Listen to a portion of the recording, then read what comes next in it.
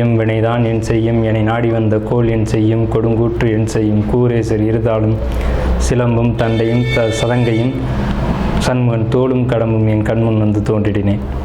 நம்ம இந்த வீடியோவில் பார்க்கக்கூடிய தலைப்பு அப்படிங்கிறது ராகுகேது பேச்சு.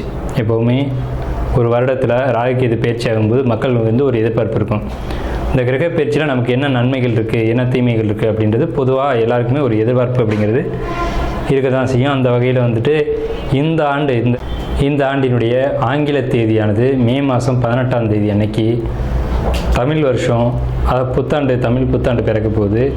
தமிழ் புத்தாண்டு விஸ்வாசு வருடம் 13ஆம் தேதி, சித்திரை 13ஆம் தேதி, அதாவது சித்திரை மாதத்துக்கு விஸ்வாச வருடத்தினுடைய முதல் மாதமான சித்திரை மாதத்தினுடைய 13ஆம் தேதி மாலை மணி 5:25க்கு. இது சரியான டைம் பார்த்திங்கன்னா ராகு காலம். இது ஞாயிற்றுக்கிழமை அன்றைக்கி இந்த ராகு பயிற்சியானது நடக்குது. இந்த ஞாயிற்றுக்கிழமை 4 to 6 எப்போவுமே ராகு காலம் அப்படின்ற காலம் வந்து பஞ்சாங்கத்தில் குறிக்கப்பட்டிருக்கு. இந்த ராகு காலத்தில் தான் இந்த ராகு பகவான் பயிற்சி ஆகிறார். ராகு பகவான் எங்கேருந்து பயிற்சி ஆகிறாங்க அப்படின்னு பார்த்தீங்கன்னா மீனத்துலேருந்து கும்பத்துக்கு பயிற்சி ஆகிறாங்க, ஆன்டி கிளாக் வைஸ், அதை எதிர் சுற்று வழியாக. அதே சமயத்தில் கண்ணியில் இருக்கக்கூடிய கேது பகவான் சிம்மத்துக்கு பயிற்சி ஆகிறாங்க. இப்போ இந்த ராகு கேதுக்கள் அப்படின்ற பிளானட் வந்து உங்களுக்கு உபயராசிகள்னு சொல்லக்கூடிய மீனத்திலையும் கண்ணிலையும் இவ்வளோ ஆண்டு காலம் இருந்துட்டு, இந்த 13 மாதங்கள் இருந்துட்டு பயிற்சி வந்து சிறராசிகள்னு சொல்லக்கூடிய கும்பத்துக்கும் சிம்மத்துக்கும் பயிற்சி ஆகிறாங்க. இந்த ராகுகேது பயிற்சி எப்போவுமே 180 பாகை நேர் எதிர் சுற்றில் தான் பயிற்சி ஆகும். சிம்மம் பூர்வ நட்சத்திரத்தை பொறுத்த வரைக்கும் இந்த காலகட்டங்கள் ஒரு டிப்ரெஷனோடய நீங்கள் காணப்படுவீங்க. டிப்ரெஷன் தேவையில்லாத கவலைகள் தான் உங்களுக்கு வரும். ஒரு பிரயோஜனமான கவலை அப்படிங்கிறது உங்களுக்கு இருக்காது. தொழில் வேலை வாய்ப்புகளை பொறுத்த வரைக்கும் நல்லா இருக்குது. ஆல்ரெடி தொழில் பண்ணியிருந்தீங்கன்னா அதை ஸ்டாப் பண்ண வேணாம்.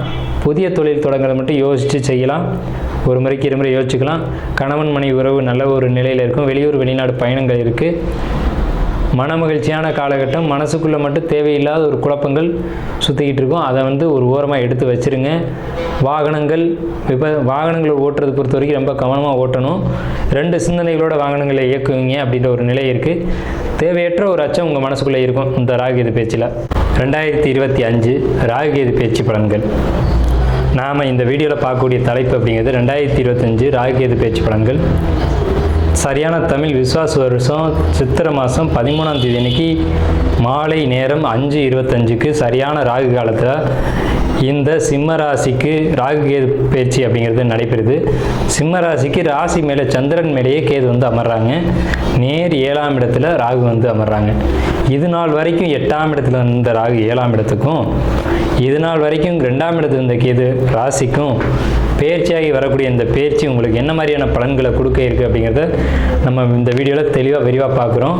தயவு செஞ்சு நம்ம சேனலை ஸ்கிப் பண்ணாமல் முழுமையாக பாருங்கள். அப்போ தான் நம்ம என்ன சொல்ல வரோம் அப்படிங்கிறது தெரியும். ஸோ தங்களுடைய பொன்னான நேரத்தை ஒதுக்கி இந்த வீடியோ முழுமையாக பார்க்கும்படி கேட்டுக்கிறோம். நம்மளுடைய சேனலில் ஆன்மீகம், ஜோதிடம், வாஸ்து, பரிகாரங்கள் போன்ற வீடியோக்கள் தொடர்ந்து வரும். அதையும் பார்த்து பயன்பெறுமாறு அடியேன் கேட்டுக்கிறேன். இப்போ வந்து இந்த ராகுகேது பயிற்சி பலன்கள் எப்படி இருக்குது அப்படிங்கிறத நம்ம பார்ப்போம். ராசி மேலே கேது, சந்திரன் மேலே கேது, 7ஆம் இடத்து ராகு, ராசிக்கு 8ஆம் இடத்து சனி, ராசிக்கு 11ஆம் இடத்து குரு. இந்த அமைப்பு இதை வச்சு தான் நம்ம பலன் சொல்கிறோம். ஸோ இந்த பலன்கள் அப்படிங்கிறது 2ஆம் இடத்துல இருந்த கேது வருமான தடைகளை கொடுத்திருக்கும், இனி கொடுக்காது. இனி வருமானத்துக்கு வழிவகைகள் உண்டு. அது என்ன வகையில் அப்படின்னு கேட்டிங்க அப்படின்னா, கடுமையான உழைப்பின் மூலமாக வருமானம் உண்டு. சிம்ம ராசிக்கு இனி கடுமையாக உழைக்க ஆரம்பிச்சிருங்க, உழைக்க போகிறீங்க, இதனால் வருமானம் உண்டு அப்படிங்கிறத நம்ம சொல்கிறோம்.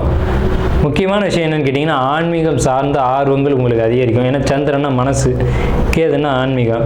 அப்போ ஆன்மீக விஷயங்களை தேடி மனம் பயணிக்கிறதுல தவறில்லை. அப்படி பயணித்தா மட்டும்தான், கிரகத்தின் வழியில் போனால் மட்டும்தான் நம்மளுடைய வாழ்க்கை அப்படிங்கிறது ரொம்ப சிறப்பாக இருக்கும். இப்போ நீங்கள் ஆஃபீஸில் ஒர்க் பண்ணிட்டுருக்கீங்க அப்படின்னா தலைமை பொறுப்பு ஒன்று உங்களை தேடி வரும். அது வேணான்னு சொல்ல வேணாம், நீங்கள் எடுத்துக்கோங்க. ஆனால் தலைமை பொறுப்புக்கு போகும்போது அதுக்குண்டான தன்மையில் நீங்கள் எடுத்துக்கணும். பதவி வரும்போது பணிவு வர வேண்டும், துணிவு வர வேண்டும் தோழான்னு பாடலே இருக்குது.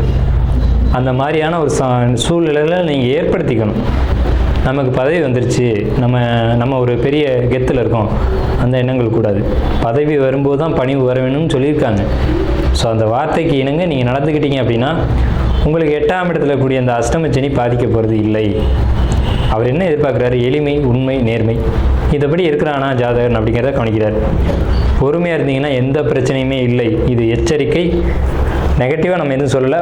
வருமுன் காப்புன்ற மாதிரி நம்ம ஒரு பாதுகாப்புக்காக இது சொல்கிறோம். 8ஆம் இடத்து சனி எப்போதும் பொறுமையை கடைபிடிக்கணும்.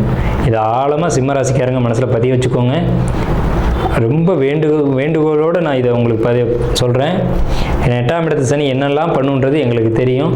ஸோ அதனால் பணிவோடு நான் சொல்கிறேன், பொறுமையே இந்த காலகட்டத்தில் முடிந்த வரைக்கும் அதிகபட்சமான பொறுமையை கடைபிடிங்க. வாழ்க்கை வெற்றிகரமாக இருக்கும். சரி, அடுத்து பார்ப்போம். 7ஆம் இடத்து ராகு வெளியூர் வெளிநாடு பயணங்களை கொடுக்கும். சரி, வெளியூர் போகலாமா சார், வெளிநாடு போகலாமா சார், நல்லா இருக்குமா அப்படின்னு கேட்டிங்கன்னா கட்டாயம் நல்லா இருக்குங்க. வெளியூர் போங்க, வெளிநாடு போங்க. ஏன்னா அஷ்டமச்சனி காலகட்டங்களில் பொதுவாக ஜோசியிட்ட போய் கேட்டிங்கன்னா, உனக்கு அஷ்டமச்சனி நடக்குதுப்பா, நீ எங்கேயும் போகக்கூடாது அப்படின்னு மிரட்டுவாங்க. அப்படிலாம் கிடையாது. உங்கள் சுய ஜாதகத்தை தெளிவாக பார்த்துக்கோங்க. அந்த உங்களுக்கு 7ஆம் இடத்தை குரு 9ஆம் பார்வையை பார்க்குறாரு. அதை பார்க்கணும். அதெல்லாம் பார்க்க மாட்டாங்க. பொதுவாக அஷ்டமச்சனி நடக்குது, எங்கேயும் போகாத, எதுவும் பண்ணாத, வீட்டில் சும்மா படுத்துக்கடை அப்படிம்பாங்க. அதெல்லாம் தவறு. அப்படிலாம் சொல்லக்கூடாது. உங்களுக்கு 9ஆம் பார்வையாக குரு உங்களுடைய 7ஆம் இடத்தை பார்க்குறது வெளியூர் வெளிநாடு பயணத்தை கொடுக்குறாரு. 7ஆம் இடம்ன்றது வெளிநாடு பயணம், வெளியூர் பயணம். இதை கொடுத்து உங்களுக்கு வருமானத்தை கொடுக்க குரு பகவான் காத்துட்ருக்காரு. அந்த வாய்ப்பை பயன்படுத்திக்கோங்க தயவு செஞ்சு.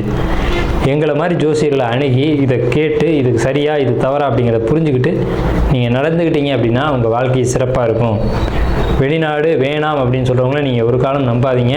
அப்படிலாம் கான்செப்ட் கிடையாது. ஜோதிடத்தில் எண்ணற்ற விஷயங்கள் இருக்குது. ரொம்ப தெளிவாக பார்க்கணும்.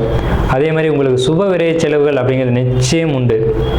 சுப விரயங்களை நீங்களே ஏற்படுத்திக்கோங்க. நான் அழுத்தி சொல்கிறேன், சுப விரயங்களை ஏற்படுத்திக்கோங்க. விரயம் வரக்கூடிய காலகட்டம். வீண் விரயங்களை தவிர்த்துக்கிட்டு சுப விரயங்களை எடுத்துக்கோங்க. உங்கள் ராசிக்கு 11ஆம் இடத்து குரு. 11ஆம் இடம்ன்றது லாபஸ்தானம், குருன்றது மங்களகாரகன்.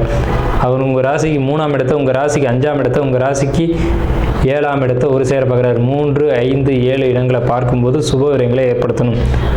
3ன்றது முயற்சி, 5ன்றது மனசு, 7ன்றது திருமணம் போன்ற சுப காரியங்கள். அப்போ இதில் ஒன்று நீங்கள் எடுத்துக்கணும் அப்படின்னு இறைவன் உங்களுக்கு கட்டளையிடுறார். ஸோ இதில் நீங்கள் எதை செய்யலாம் அப்படிங்கிறத நீங்களே முடிவெடுங்க. ஆனால் இந்த காலகட்டங்கள் நம்ம முதல்ல ஆரம்பிக்கும் போது சொன்னேன், சந்திரன் மேலே கேதுன்ற குழப்பக்காரகன் ஏறியாச்சு.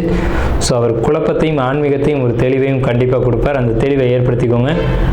ஆன்மீகவாதிகளாக இருந்தால் உங்களுக்குமே கூட நான் சொல்கிறேன், தலைமை பொறுப்புகள், தலைமை பதவிகள் கண்டிப்பாக தேடி வரும். அதை பயன்படுத்திக்கோங்க. ஆனால் பொறுமையை கடைபிடிங்க.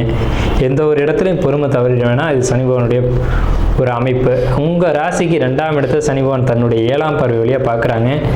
இது என்னன்னு கேட்டிங்கன்னா, உங்கள் வார்த்தைகள் எப்போவுமே எதிர்மறையாக போயிடக்கூடாது. எதிர்மறையான சிந்தனைகள் இருந்தாலும் எதிர்மறையான வார்த்தைகள் இருக்க வேண்டாம். வீடு வாகனம் சொத்து பொறுத்த வரைக்கும் அதில் இருக்க வில்லங்குகள் பிரச்சனைகள் தீரும். இந்த காலகட்டம் பார்த்தீங்க அப்படின்னா உங்கள் மனசுக்குள்ளே ஒரு மன அழுத்தம் கூடி போகும்.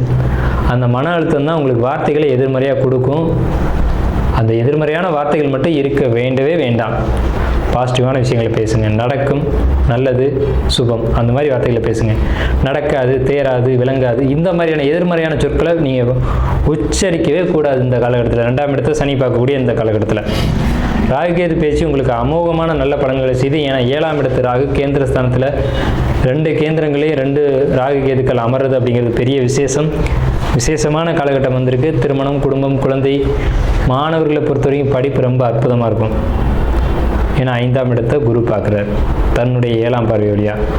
மாணவர்களுக்கு படிப்பில் எந்த ஒரு தடையும் வராது. இருந்தாலும் 8ஆம் இடத்து சனி, அங்கே கவனமாக இருக்கணும் அப்படின்ற ஒரு அமைப்பும் கூடுதலாக இருக்குது.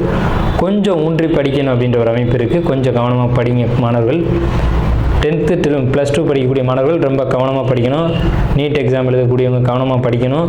ஷேர் மார்க்கெட்டை பொறுத்த வரைக்கும் நல்ல அபரிவிதமான லாபம் சிம்மராசிக்கு நிச்சயமாக கிடைக்கும். ஷேர் மார்க்கெட்டில் போடுங்க, நல்ல லாபம் கிடைக்கும். ஸோ எல்லா வகையிலுமே நேர்மையான வருமானத்தை மட்டும் தேடுங்க. குறுக்கு வழியில் சம்பாதிக்கணும் அப்படின்ற எண்ணங்கள் இந்த காலகட்டத்தில் உங்களுக்கு இருக்கக்கூடாது. எண்ணத்தினால சொல்கிறோம்னா 2ஆம் இடத்தை சனி பகவான் பார்க்குறாரு. சனி நேர்மைக்கானவர். வருமானம் வரும் வழியை அவர் சோதித்து பார்ப்பார், கொடுத்து பார்ப்பார். இவன் சரியாக இருக்கணும் இல்லையான்னு பார்ப்பார். ஏற்றுக்கிறீங்க அப்படின்னா டபக்குன்னு உருவிட்டு போயிடுவார், தன்னுடைய சுயரூபத்தை காட்டி விடுறாங்க.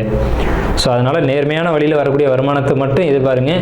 இதுக்கு மேலே உங்களுக்கு வருமான தடைகள் இருக்காது. வருமானம் பெருகும், வளர்ச்சிகள் கூடும், பொருளாதார நிலைகள் உயர்வை அடையும். அப்படிங்கிறதான் சிம்மராசிக்கு உண்டான ராகுகேது பயிற்சி பலன்கள்.